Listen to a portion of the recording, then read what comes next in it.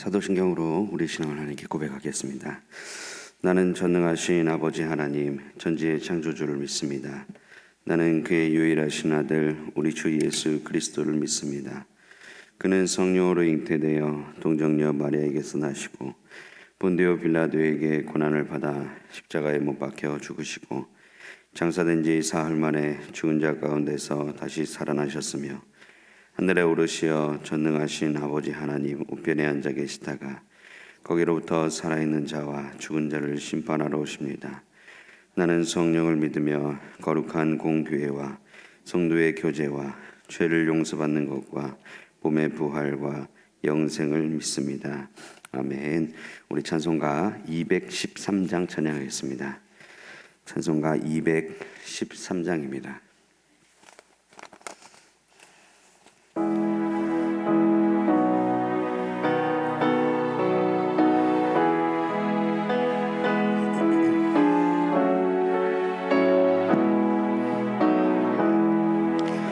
나의 생명 드리니 주여 받아 주셔서 세상 살아갈 동안 찬송하게 하소서.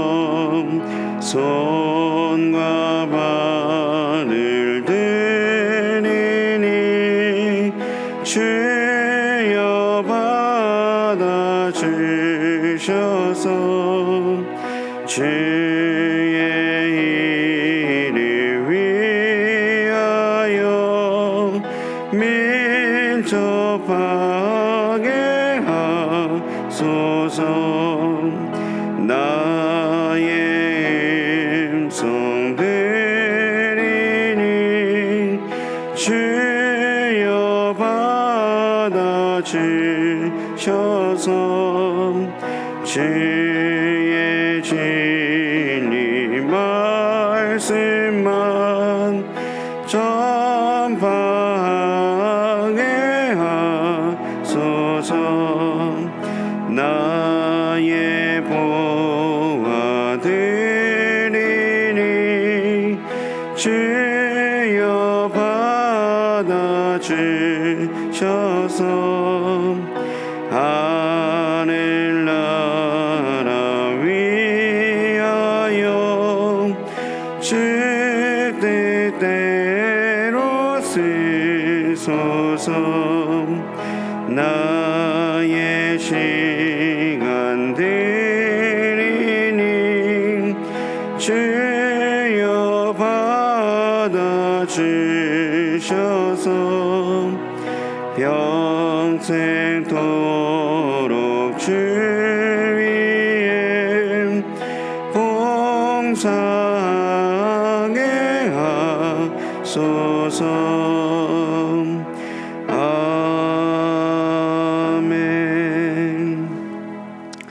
오늘 우리에게 주신 하나님의 말씀 고린도전서 9장 13절에서 18절까지 말씀입니다.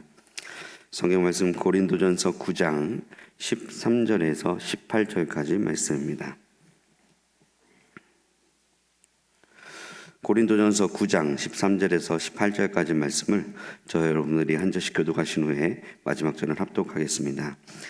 성전의 일을 하는 이들은 성전에서 나는 것을 먹으며 제단에서 섬기는 이들은 제단과 함께 나누는 것을 너희가 알지 못하느냐. 이와 같이 주께서도 복음 전하는 자들이 복음으로 말미암아 살리라 명하셨느니라. 그러나 내가 이것을 하나도 쓰지 아니하였고 또 이 말을 쓰는 것은 내게 이같이 하여 달라는 것이 아니라 내가 차라리 죽을지언정 누구든지 내 자랑하는 것을 헛된 대로 돌리지 못하게 하리라. 내가 복음을 전할지라도 자랑할 것이 없음은 내가 부득불할 일임이라. 만일 복음을 전하지 아니하면 내게 화가 있을 것이로다. 내가 내 자의로 이것을 행하면 상을 얻으려니와 내가 자의로 아니한다 할지라도 나는 사명을 받았노라. 그런즉 내 상이 무엇이냐? 내가 복음을 전할 때에 값없이 전하고 복음으로 말미암아 내게 있는 권리를 다 쓰지 아니하는 이것이로다. 아멘. 아멘. 기도하겠습니다. 좋으신 아버지 하나님, 은혜를 감사합니다.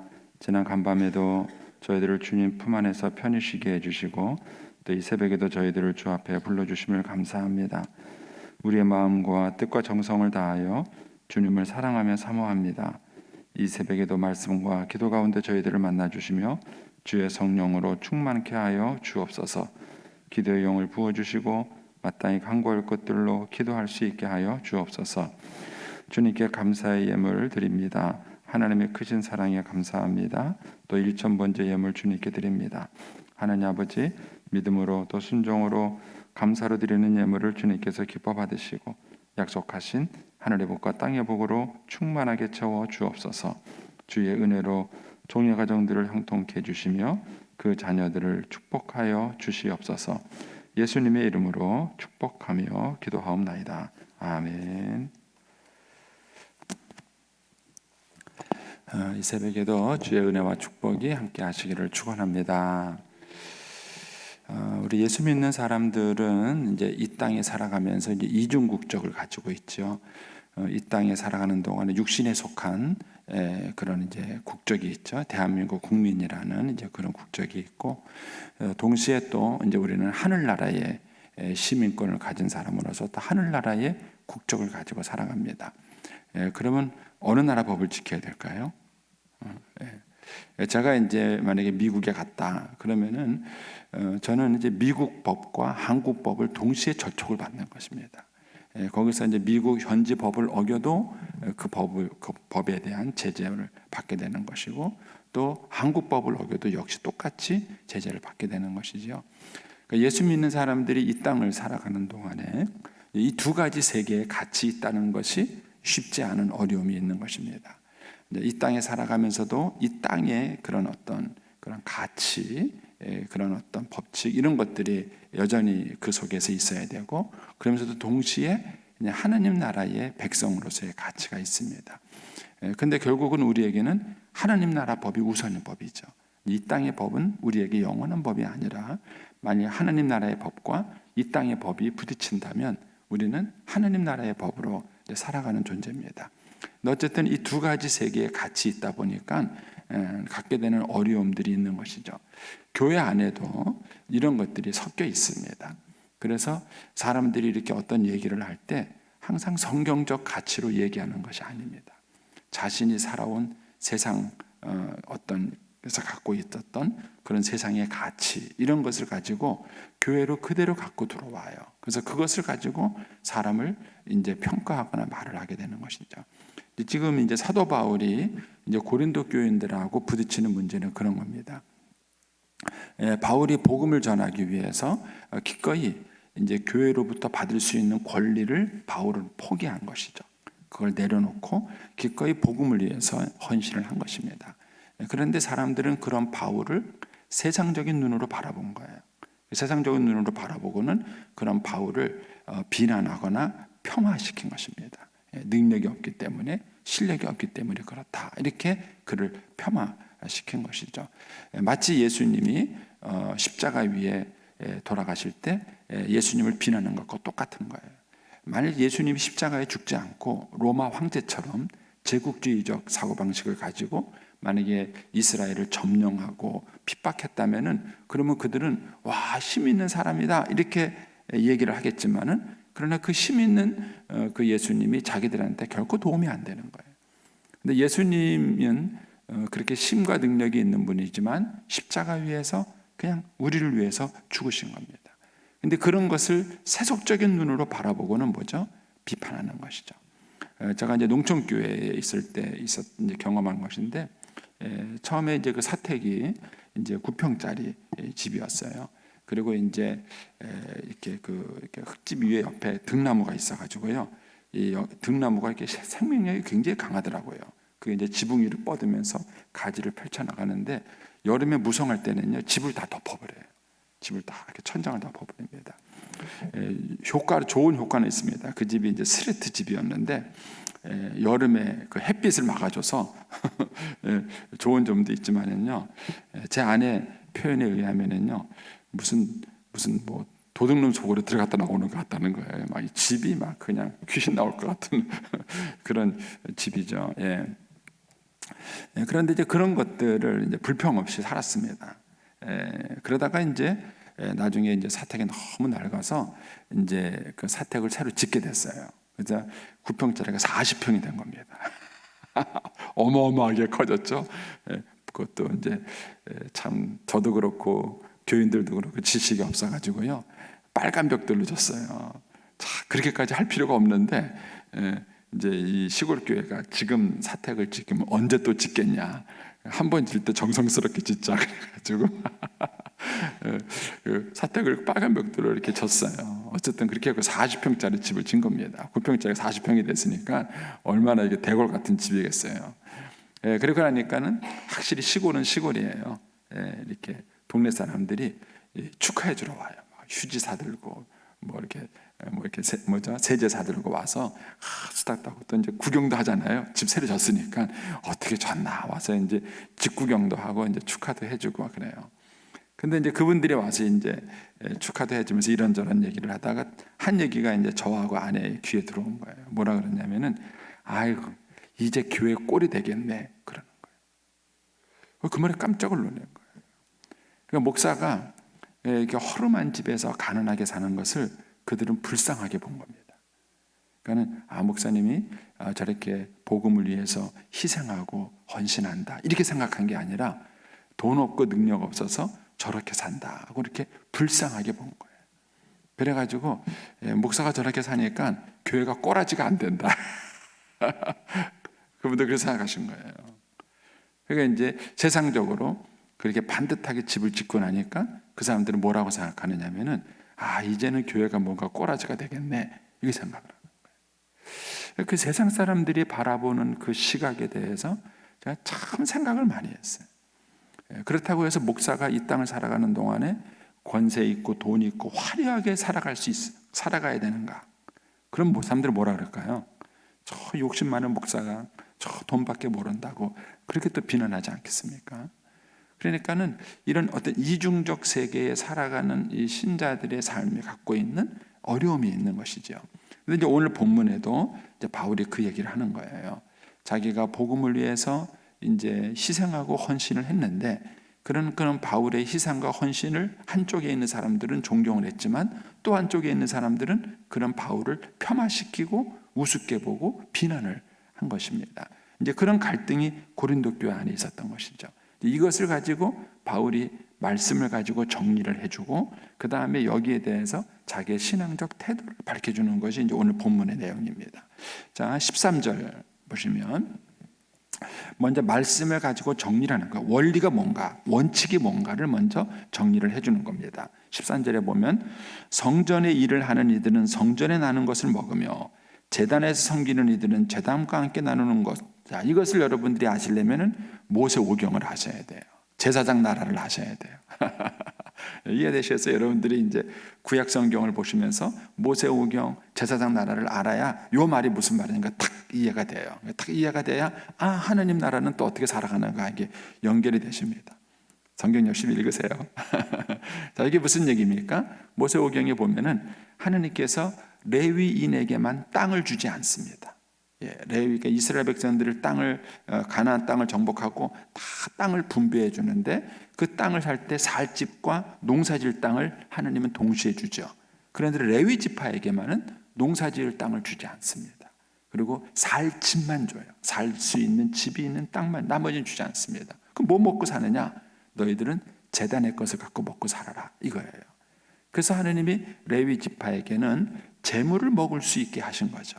그래서 이스라엘 백성들이 하나님께 나와서 제물을 드리면 그 제물의 일부를 이제 이 제사장들이 먹고 사는 것입니다. 그 얘기예요. 여기 13절이. 그래서 성전의 일을 하는 이들은 성전에 나누는 것을 먹고 제단에 섬기는 이들은 제단과 함께 나누는 것을 너희가 알지 못하느냐. 그러니까 알고 있다는 뜻이죠. 고린도 교인들은 모세오경을 배웠기 때문에 알고 있다는 뜻입니다. 너희가 알지 못하느냐. 그러면서 이제 14절에 이와 같이 하면서 이제 13절이 제사장 나라라면은 14절은 하나님 나라예요. 그러니까 이제 구약 성경을 가지고 지금 적용을 시키는 거죠. 이와 같이 주께서도 복음을 전하는 자들이 복음으로 말미암아 살리라. 앞에서는 뭐죠? 성전의 일이라면은 여기서는 복음의 일인 거예요.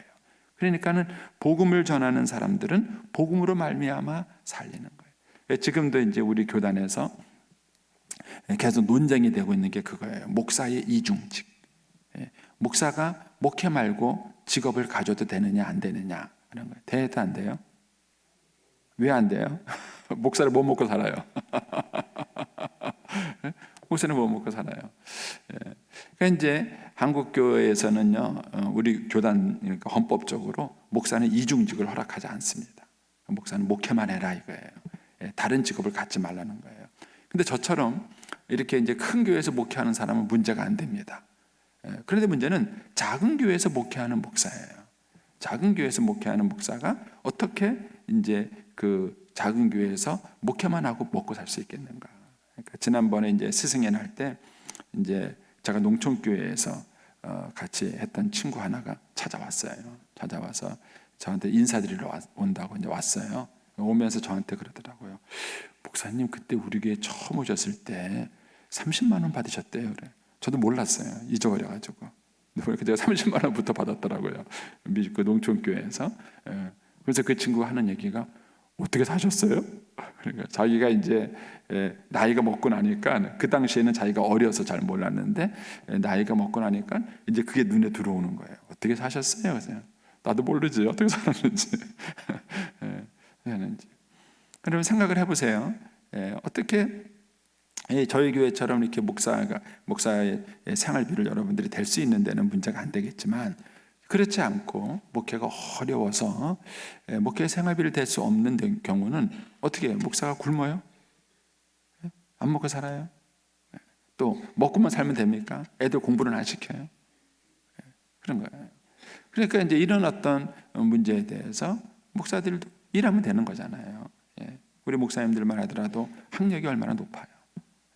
그런데 공부할 때는 죽어라 공부하잖아요. 이번에 우리 목사님들 공부하시는데 뭐 한 학기에 뭐 400만 원 넘게 들어가더라고요. 한 학기에 400만 원. 그렇게 넘게 학비를 들여가면서 공부를 했는데 그 공부하고 나면은 뭔가 그렇게 투자해서 공부한 만큼 대가를 받을 수 있어야 될 거 아니에요. 근데 그 대가는 어디서 받아요? 어디서 그 대가를 받습니까? 그러니까는 이런 이제 현실적인 문제가 생긴 것이죠. 그래서 이제 교단에서는 그런 일부 얘기가 나온 거예요. 목사의 이중직을 허락해라. 이중직을 허락해서 현실적으로 목사가 생활비를 벌면서 하게 해라 그러는 거예요. 근데 이제 저는 그 반대 입장입니다. 목사가 이중직을 가지면 안 된다. 반대 입장인데 이걸 큰 소리로 못 해요. 왜냐면 너는 잘 먹고 살지 않냐 이렇게. 제가 할 말이 없어가지고. 근데 이제 목사가 만약에 이중직을 허락하면은 목회를 열심히 할까요? 일을 열심히 해요. 직장 일을 열심히 할까? 어디 일을 열심히 할 것 같으세요? 그렇지 않습니까? 목사가 만약에 이중직을 허락하면 제가 볼 때는 목회 열심히 안 해요. 목회 열심히 안 합니다. 열심히 돈 벌어가지고 내 돈 가지고 내가 먹고 살고 내가 하면 되지. 치사하게 교인들한테 뭐 눈치 보고 살고 그래요. 안 그렇습니까? 목회를 안 해보셔서 모르시겠어요. 근데 이제 하나님이 이걸 제안하신 거예요. 제안하신 거죠. 그러니까 복음을 전하는 자들은 복음으로 살아야지. 복음 외에 다른 것으로 사는 방법을 찾으면 안 된다는 것이죠. 그렇다면은 당연히 복음을 전하는 자들이 복음으로 말미암아 살아간다면 그렇다면은 복음을 전하고 이제 어제 본 말씀대로 양떼들에게 신령한 것을 먹였다면은 육적인 것을 거두는 것이 당연한 것이 돼야 됩니다. 그런데 이제 성경적인 원리로 말한다면 이거는 당연한 권리예요. 그런데 만약 목사가 이 자기가 노력하고 수고한 만큼 대가를 요구해요. 요즘 소위 말하는 이제 노동쟁의가 일어나잖아요. 노동쟁의라는 것처럼 여러분 이런 상상을 해보셨어요? 저하고 우리 목사님들이 이번 주일날 파업하고 예배 안 나왔어요. 목사님이 아무도 안 나왔어요. 왜 안 나왔냐 그러니까 파업한대요. 무슨 파업을 하느냐? 교회에서 받는 사례비가 적다 이거예요. 그래가지고 임금 협상을 하기 위해서 목사님들이 주일날 아무도 예배 안 나왔어요. 안 나와서 파업을 하는 거예요. 파업을 해가지고 더 달라 이거예요. 이거 갖고 못 사겠어, 더 달라. 그래가지고 만약에 목사님들이 노동쟁이를 해가지고 파업을 하면 어떻게 생각하세요, 여러분? 어떻게 생각하세요? 하나님께서는 복음을 전하는 자들이 복음으로 말미암아 살도록 하셨지만, 그러나 그 복음이 어떤 그 세상 사람들이 말하는 직업과 같이 그것을 어떤 자기 수고의 대가로 살아가는 게 아니에요. 그러니까는 목사는 봉급이 아니에요. 교회가 능력이 안 돼서 30만 원밖에 안 준다. 그럼 그걸 갖고 목사는 불평하지 않습니다. 근데 만일 그거 갖고 불평을 한다면은 목사는 노동자예요. 노동쟁이를 하는 거고 그 노동을 하는 것이죠. 예. 그러면은 그거 가지고 감사하고 살아가는 것이에요. 예. 근데 만약에 목사가 이제 우리 교회처럼 큰 교회에서 목회하는데 여러분들 30만 원을 준다. 뭐 어떻게 된 거예요? 예. 일단은 목사는 그거 갖고 쟁의를 할 수는 없어요. 그거 갖고 싸울 수는, 그거 갖고 이제 노동쟁이를 하고 싸우고 왜 이거밖에 안 주냐 이럴 수는 없어요. 만약에 목사가 그거 갖고 싸운다 그러면 문제는 되겠죠. 예. 그러나 그것을 가지고 그런 원리를 적용하지 않고 교회가 그것을 가지고 만약에 목사를 자기가 능력이 없으면 모르겠지만 능력이 있는데도 하지 않는다면은 그 문제가 되는 거겠죠. 그러니까 이 사이에 이제 균형에 대한 문제예요. 근데 바울은 이 부분에 대해서 이렇게 얘기하는 것입니다. 15절 가면은 그러나 이거예요. 원칙은 14절이에요. 원칙은 14절인데 그러나 내가 이것이 뭐죠? 14절에 있는 권리예요. 자기가 당연히 복음을 전하고 복음으로 말미암아 살 수 있는 권리가 있는데 이것을 하나도 쓰지 않았어요. 그 권리가 있지만 그 권리를 주장하지 않았다는 것이요. 예. 그 이유가 뭡니까? 그 이유가 이제 사도 바울이 어제 했던 그 말씀 가운데 12절 말씀 그 얘기를 하죠. 다른 일도도 너희에게 이런 권리를 가졌거든 하물며 우리일까 보냐. 그러나 우리가 이 권리를 쓰지 아니하고 범사에 참는 것은 그리스도의 복음에 아무 장애가 없게 하기 위해서. 바울은 복음을 전하는 것이 먼저예요. 복음으로 말미암아 먹고 사는 것이 먼저가 아니라 복음을 전하는 것이 먼저고 그 다음에 먹고 사는 것은 그 다음 문제인 거예요.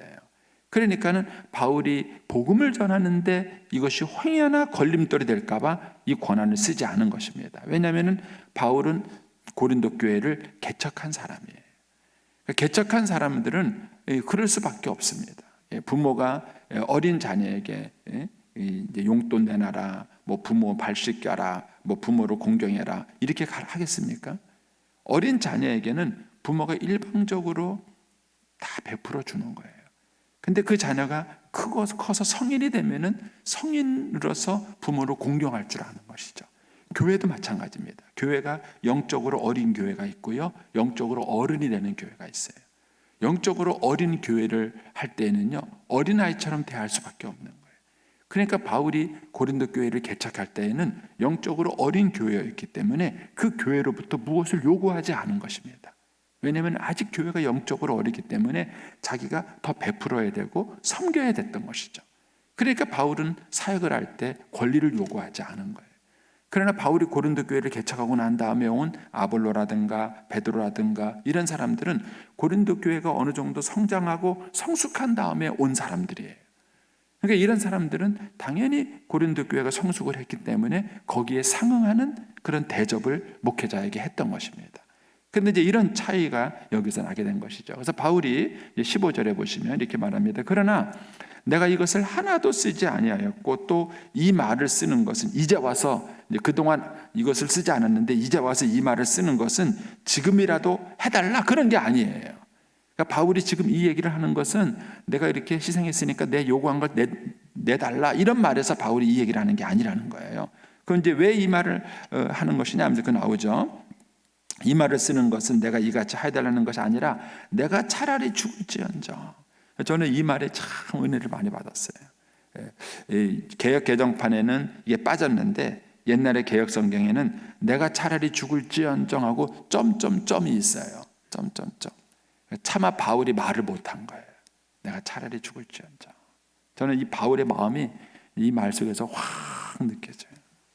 바울은 차라리 죽으면 죽었지 내가 복음을 가지고 먹고 산다는 이 얘기를 듣고 싶지 않은 거예요. 사도들이 바울이 죽으면 죽었지 내가 복음을 위해서 살겠다, 그리스도를 위해서 살겠다는 마음이 있었던 거예요. 그래서 바울은 그런 권리가 충분히 있었음에도 불구하고 그 권리를 요구하지 않은 거예요. 차라리 내가 죽으면 죽었지 너희들한테 그런 걸 요구하지 않겠다, 이렇게 얘기하는 것입니다. 그러면서 누구든지 내 자랑하는 것을 헛된 대로 돌리지 못하게 하리라. 바울이 자랑해요. 복음을 위해서, 그리스도를 위해서 자기가 당연히 받을 수 있는 권리를 받지 않고 희생한 것, 그것이 바울의 자랑이고 바울의 자부심이에요.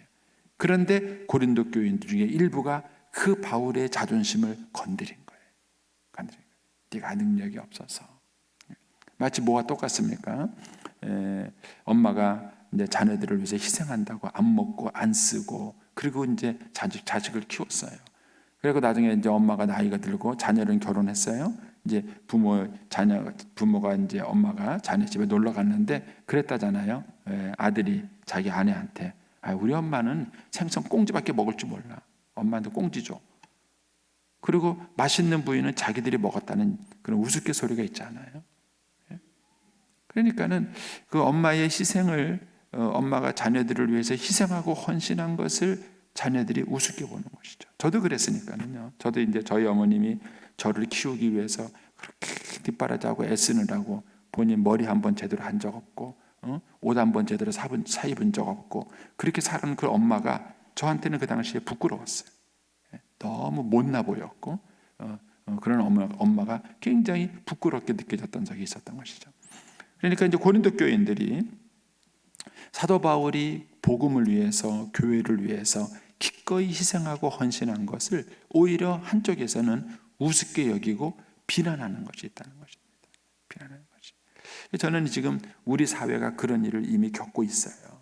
제가 이제 작은 교회 목사님들을 만났을 때에 제가 이제 느끼는 아픔이 그거예요. 목사님들이 그렇게 희생을 하고 헌신해서 작은 교회 목회를 하는데 문제는 이 사회적 사람들의 시각을 가지고 그런 목사님을 우습게 여긴다는 거예요.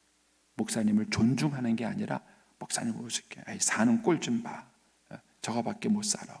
그리고 그 목사를 우습게 본다는 거예요. 그러니까 이런 어떤 그런 사회적 시각이 있는 것이죠. 그래서 이제 바울이 그런 얘기를 하는 겁니다. 16절에 계속해서 내가 복음을 전할지라도 자랑할 것이 없으면 내가 부득불할림이라. 그러니까 바울이 이제 그 얘기를 해요. 내가 복음을 위해서 이렇게 많은 희생을 하지만 그러나 바울은 그것을 희생이라고 생각하지 않는 거예요. 그 이유가 뭐냐면 내가 복음을 전할지라도 자랑할 것이 없으면 내가 부득불할림이라. 왜? 복음을 전하지 않으면은 자기에게 화가 있을 거라는 걸 바울이 아는 거예요. 이미 그렇게 말씀하셨죠. 우리가 에스겔에 나온 것처럼 어떤 사람이 죄를 지었는데 그 사람이 제가 그 사람한테 얘기를 해서 그 사람이 회개할 기회가 있는데 내가 복음을 전하지 않아서 그 사람이 죽으면 그 핏값에 대해서 내가 책임을 져야 돼요. 내가 복음을 전했는데 그 사람이 듣지 않은 거면은 그 사람은 자기의 핏값을 자기가 치르는 거예요. 복음을 들은 사람은 복음의 빚진 자요, 부득불 복음을 전해야 될 사명이 있는 사람이에요. 그러니까 사도 바울은 자기가 복음을 전할지라도 내가 복음 때문에 고생했다, 내가 복음 때문에 수고했다는 얘기를 할 수 없다는 거예요. 왜? 이건 내가 당연히 해야 될 일이니까. 내가 당연히 이것을 해야 될 일이고 부득불할 일이니까 내가 이것 때문에 희생했다는 자랑은 할 수 없다, 이런 얘기를 하는 것이죠. 그러면서 17절에 이렇게 말해요. 내가 자의로 이것을 행했다면은 내가 상을 받을 것이에요. 내가 자원했었다면. 그런데 사도 바울은 하나님께 사명을 받은 거예요. 이 일을 하라고 부름 받은 것입니다. 그러니까는 더더욱이 바울은 자랑할 것이 없다는 거예요. 그러니까는 사도 바울이 복음을 전하는 것 그 자체를 가지고는 자랑할 것이 없어요. 그런데 18절에 가면은 그러면 내 상이 뭐냐 이거예요. 내가 이렇게 열심히 수고하고 얻은 상이 뭐냐 이렇게 말했을 때 바울이 말하는 복음을 전하는 것 그 자체를 가지고는 내가 상을 받는다고 할 수 없지만 내가 복음을 전할 때에 값없이 전하고 복음으로 말미암아 내게 있는 권리를 다 쓰지 않는 것, 그것이 상이라는 거예요. 상이라는 거. 그래서 저는 이제 그런 생각이 들어요. 목사가 이제 목회를 하면서 성도들에게 많은 대접을 받을 때가 있어요. 그러면 저는 그런 생각이 들어요. 아유, 여기서 상을 다 받는다. 이런 생각이 들어요. 근데 이제 목사가 복음을 전하고 제대로 대접받지 못할 때가 있었어요. 근데 그것이 돌아보니까 그것이 저한테는 상급이다 하는 생각이 들어요. 내가 이 땅에서는 대접을 받지 못했지만 그런 내가 하나님 앞에 가서 하나님이 내 수고를 아시고 하나님이 내 고생을 아시고 나에게 대접을 해주실 것이다 라는 그런 믿음과 위로가 저한테 있어요. 네. 뭐 여러분들은 잘 모르시죠, 목사라서. 제가 이제 1분 남았으니까 그냥 간단한 일을 하나 할게요. 저하고 이제 아내하고 목회길을 걸어가면서 가장 힘든 것 중에 하나가 뭐냐면 자녀였어요. 자녀. 목사들에게도 똑같이 자녀에 대한 애착이 있었죠. 그런데 저도 우리 아이들 학원 보내고 싶고 공부 더 잘 시키고 싶고 좋은 여건에서 공부하고 싶어요. 근데 뭐가 없어요? 돈이 없어요. 돈이 없어요. 그럼 이제 교회에다가 그걸 요구할 것이냐? 그렇지 않아요. 이것 때문에 아내가 저한테 막 뭐라 그러더라고요. 부름받은 건 당신하고 내가 부름받았지 애가 부름받았냐고 말이에요. 어떻게 당신이 실력도 없어서 이런 농촌에 사냐고. 근데 그때 이제 이런 갈등과 어려움이 있었을 때에 이제 하나님이 아내에게 주신 위로가 있었어요. 그게 뭐냐면은 네 자녀는 내가 책임을 진다 하는 거였어요. 그게 이제 저하고 아내의 위로예요. 그래서 지금도 뭐 이제 뭐 A, B, C 대학이 있다면 만약에 우리 아이가 A 공부를 조금만 더 후원해 줬으면 A 대학을 갔을 걸 하는 마음이 있어요. 그런데 아쉽게도 B 대학을 갔어요. 그러다 보니까 그 후에 생기는 어려움들이 있죠. 근데 그런 아쉬움이 있었지만은 지금도 저하고 아내에게는 그런 마음이 있어요. 하나님이 이 아이들에게 상급이다 하는 것입니다. 그래서 저와 여러분이 목회기를 이제 걸어가면서 제가 이제 오늘 제 얘기를 했지만 제 얘기를 하는 게 목적이 아니에요. 자꾸 오해하지 마시고 제 목적이 아니라 여러분들이 복음을 위해서 하나님 나라를 위해서 여러분들이 희생할 때에 세상 사람들이 세속적인 눈을 가지고 저와 여러분을 평가해요. 세상 속에 살기 때문에 그 세상의 눈을 가지고 우리를 평가하는 거예요. 근데 거기에 우리가 휘둘려서는 안 됩니다. 거기에 휘둘려서는 안 되고 우리가 하나님의 가치와 기준을 가지고 살아가야 되는 것이고 사도 바울처럼 우리가 어떤 것들은 마땅히 복음을 전하기 위해서 부득불해야 될 우리의 사명이 있는 거예요. 이것은 우리의 자랑이 아니에요. 마땅히 해야 될 일이에요. 근데 우리가 하나님 앞에 설 때 자랑은 뭐냐? 그건 우리가 복음을 위해서, 교회를 위해서 기꺼이 희생한 것입니다. 저와 여러분이 정말 하늘나라의 상급을 믿는다면, 그리고 하나님 앞에 평가를 믿는다면 우리가 복음을 위해서 남몰래 눈물을 흘리고 복음을 위해서 남몰래 희생한 것, 그것이야말로 정말 하나님 앞에서 우리가 받게 될 상급이라는 것이죠. 바울은 바로 그 믿음이 있었어요. 그래서 여러분들이 고린도전서 이 부분을 읽으면서 디모데 후서를 읽어보세요. 동시에 통성경 관점에서 동시에 읽으면은 사도 바울이 디모데 후서가 죽을 때 쓴 편지잖아요. 근데 거기서 사도 바울이 그런 말을 하죠. 내가 나의 달려갈 길을 다 달려가고 믿음을 지켰으니 이제 후로는 나를 위해서 의의 면류관이 예비되었을 것이다. 여러분 죽을 때 그게 있나요? 만약 여러분들이 이 땅의 소망만 가지고 이 땅의 축복만 살았다면은 죽을 때가 가장 두려울 거예요. 그런데 하늘나라의 소망을 가지고 계속해서 살았다면은 사도 바울처럼 이제 나를 위해서 하나님의 의의 면류관을 예비해 주실 것이다. 그 기대감이 벅찬 순간이 될 것입니다.